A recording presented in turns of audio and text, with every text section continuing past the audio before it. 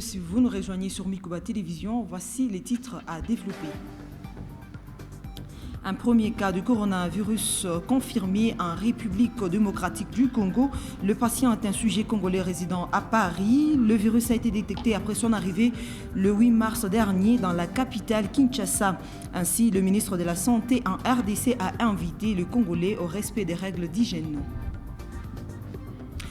Et puis les habitants des quartiers Luilou, Kabila et des villages Sapatelo, Chamundenda et Kamimbi ont haussé le ton ce lundi 9 mars pour dénoncer les actes injustes de l'entreprise minière Metalcol. Cette société est accusée d'avoir spolié des terrains de ses résidents. Les détails, c'est tout de suite.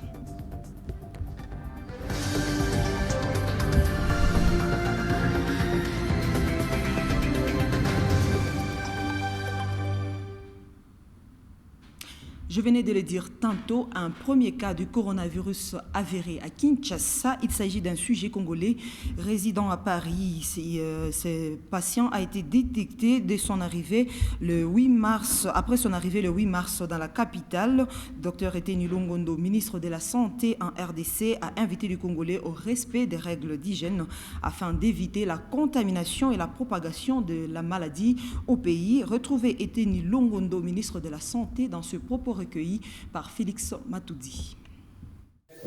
Compatriotes, nous venons d'être informés par nos services attitrés d'un premier cas confirmé de coronavirus Covid-19 en République démocratique du Congo, précisément à Kinshasa. En effet, il s'agit d'une personne de sexe masculin, âgée de 52 ans, de nationalité congolaise résidant en France. Il est arrivé à Kinshasa le 8 mars en provenance de la France. À son arrivée, il ne présentait aucun signe de la maladie à coronavirus. Il a été consulté dans une clinique de la place pour des symptômes suivants: la fièvre, la toux et le rhume. Sur la base de ces symptômes et au vu de ses antécédents, c'est-à-dire provenance d'un pays épidémique, nos services ont été alertés et ont réalisé des prélèvements qui se sont avérés positifs au Covid-19 il y a quelques heures. Nos services s'attellent pour retracer et identifier toute personne ayant eu des contacts avec le patient. En ce moment, le patient est stable. Il est isolé et suit des soins appropriés dans une structure sanitaire de la place. Nous tenons à rassurer nos compatriotes de garder le calme en respectant les mesures d'hygiène suivantes. Se laver fréquemment et soigneusement les mains avec une solution hydroalcoolique ou à l'eau et au savon. Maintenir une distance d'au moins 1 mètre avec les personnes qui toussent ou qui éternuent. Éviter de se toucher les yeux, le nez et la bouche. En cas de toux ou éternuement, il faut se couvrir la bouche et le nez avec le pli de coude ou avec un mouchoir à jeter immédiatement après utilisation. En cas de fièvre, de toux et de difficultés respiratoires, consultez directement le centre de santé le plus proche. Votre gouvernement et ses partenaires vont mettre tout en œuvre pour éviter la propagation de la maladie dans notre pays. Nous en appelons donc au sens patriotique de chacun, de collaborer avec les services médicaux et les équipes de riposte pour contenir cette épidémie. Je vous remercie. En ce jour, au Lualaba, le directeur général de l'agence congolaise de grands travaux a visité différentes infrastructures en chantier. C'est le ministre provincial des infrastructures qui a conduit la délégation. Parmi les chantiers visités figurent la nationale numéro 39, les centres des négoces et la route Kasolondo dans la commune de Fongorume. Le point en image avec Oscar Kalambay. Différents chantiers de la province ont été visités ce mardi 10 mars. Norbert Mbangou a débuté la tournée avec son hôte par la route Kapata, suivie de la route nationale numéro 39, tronçon compris entre Kolwezi et Dilolo, une voirie qui sera construite pendant 3 ans. La route, elle est très vulnérable parce qu'elle est attaquée à tout moment. C'est pourquoi on met toujours une couche de roulement en bitume ou bien en béton. C'est pour éviter la poussière, c'est pour éviter que l'eau n'aille affaiblir la base de la fondation. Déjà une bonne partie, 20 km déjà réalisés. Et je crois que nous nous préparons à ce que la prochaine saison sèche soit très active. Pour Charles Ilunga, directeur général de la CGT, ces travaux ont connu un retard à cause de certaines difficultés. Les pluies font qu'on constate que l'État n'est pas toujours celui qu'on aurait attendu. Donc il y a des difficultés. Mais alors, nous sommes là pour vaincre ces difficultés. Tout de suite, la délégation s'est rendue sur la route Kazembe, une voirie à desserte agricole. Le ministre a annoncé le début prochain des travaux de construction de la partie restante de ce tronçon. À son passage, Charles Ilunga a présenté ses civilités au gouverneur de province. Le nouvel auditoire de l'Institut supérieur de techniques médicales et le centre de négoce de Moussompo ont également été visités. C'est à la frontière entre le Haut-Katanga et le Lualaba, précisément au village Moutaka, que ces deux personnalités se sont séparées.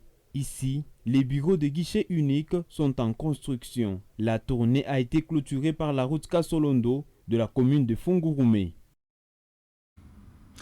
Le directeur général de l'agence congolaise de grands travaux, Charles Ilunga, a été voir le gouverneur de province pour lui présenter ses civilités avant de partir pour Lubumbashi.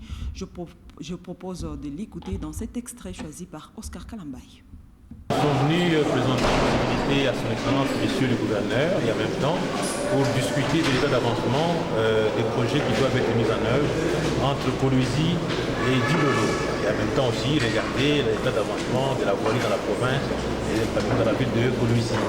Et s'agissant de la route Kolwezi-Dilolo, vous savez que la province met beaucoup d'attention sur cette importante artère et nous avons rassuré son excellence que les travaux qui avaient repris déjà l'année passée vont pouvoir continuer. Question maintenant qu'on puisse se mobiliser davantage avec un peu plus de moyens. Crexet va continuer les travaux qu'il avait déjà repris, 20 km terminés. Il va pouvoir s'attaquer aussi à des points chauds, des bourbiers, pour améliorer l'accessibilité. Et Frontière s'activera aussi pour qu'au-delà des Gambololo, il puisse continuer les tronçons jusqu'à Dilolo. Ça demande certes un peu plus de patience parce que c'est d'importants fonds qu'il faut mobiliser.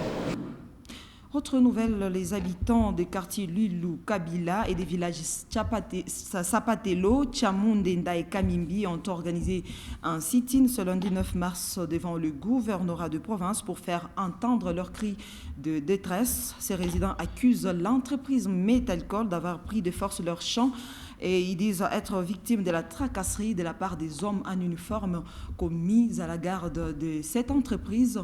Le point avec Jack Mayumpa.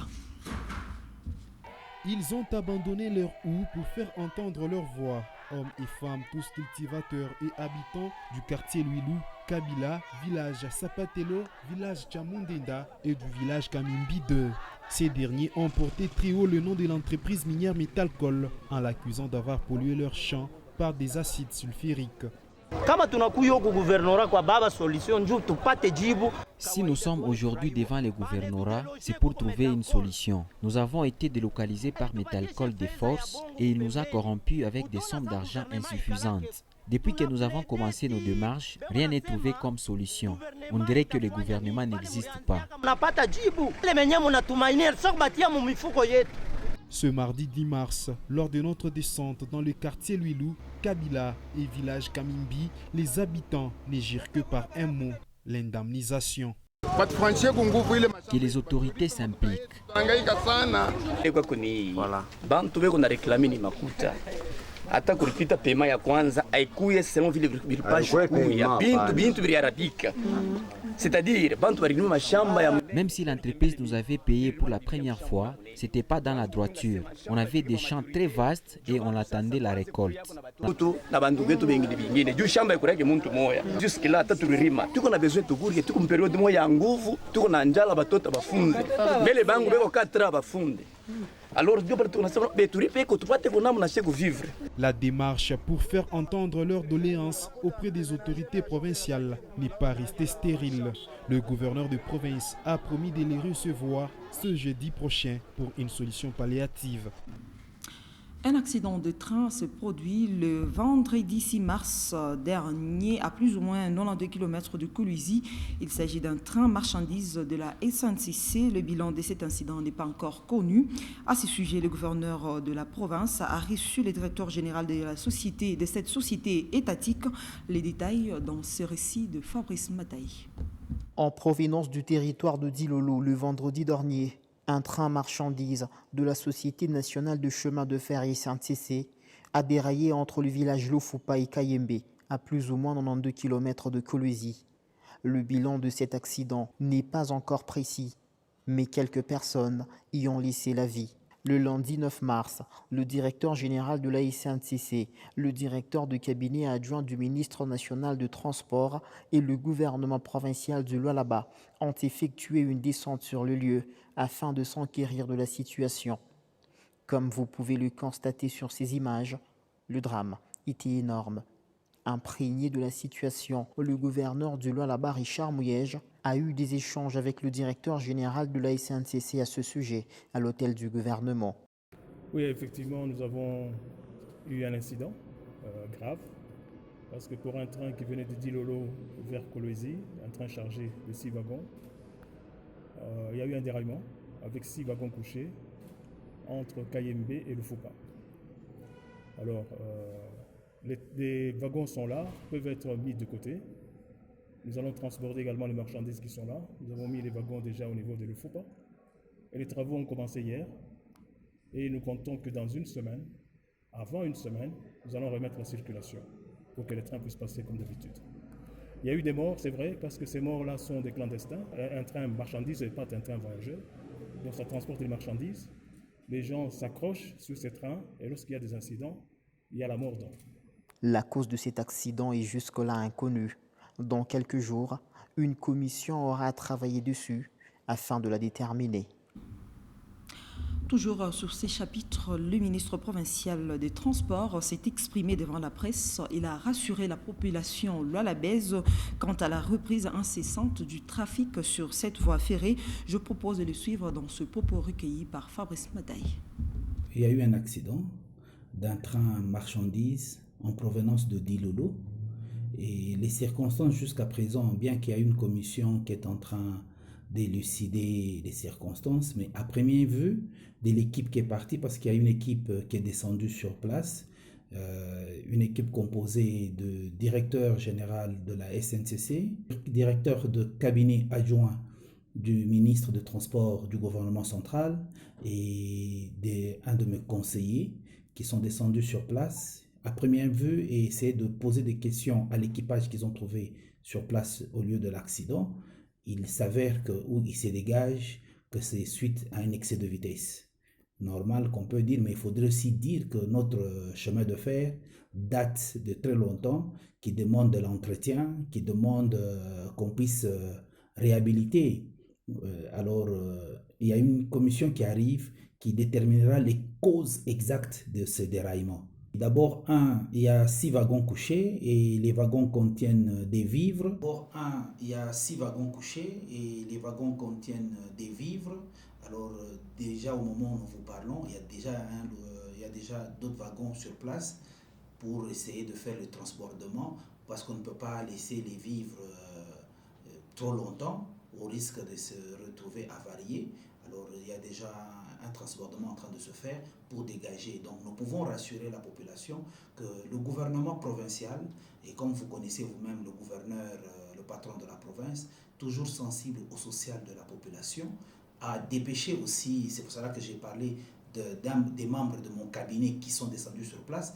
Donc, en tant que ministre de Transport, donc, c'est le gouverneur qui agit à travers mon secteur pour que nous puissions trouver une solution, raison pour laquelle nous vous disons qu'il y a un transbordement qui est en train de se faire pour l'instant. Mais non seulement ça, la SNCC nous a rassuré que les travaux ont déjà débuté pour réhabiliter le chemin de tant soit un peu, parce qu'on ne peut pas bloquer la voie ferrée ou le trafic. Donc d'ici une semaine, le trafic va encore reprendre. Donc on ne peut pas aujourd'hui dire qu'il y a cassure. Non, non. La SNCC est à pied d'œuvre. Dans une semaine, tout au plus 7 jours ou 8 jours, le trafic va reprendre. Il y a déjà des matériels qui sont là-dessus. On est en train de préparer et réparer le chemin de fer. Les miliciens de la Codeco ont intensifié les attaques dans les territoires de Djougou et Mahagi. Les prêtres de l'église catholique et l'armée ougandaise UPDF s'ajoutent sur la liste des victimes de ces hors-la-loi. Plusieurs localités de Djougou sont occupées par ces malfrats. À cet effet, le député national Fabrice Badenonga, élu de Djougou, interpelle pour la énième fois les autorités tant nationales que provinciales sur les dangers que présentent ces miliciens qui se sont transformés en petits rois. Découvrez l'élu de Djougou, Fabrice Badenonga, devant la caméra de Jean-Marcus Loïka.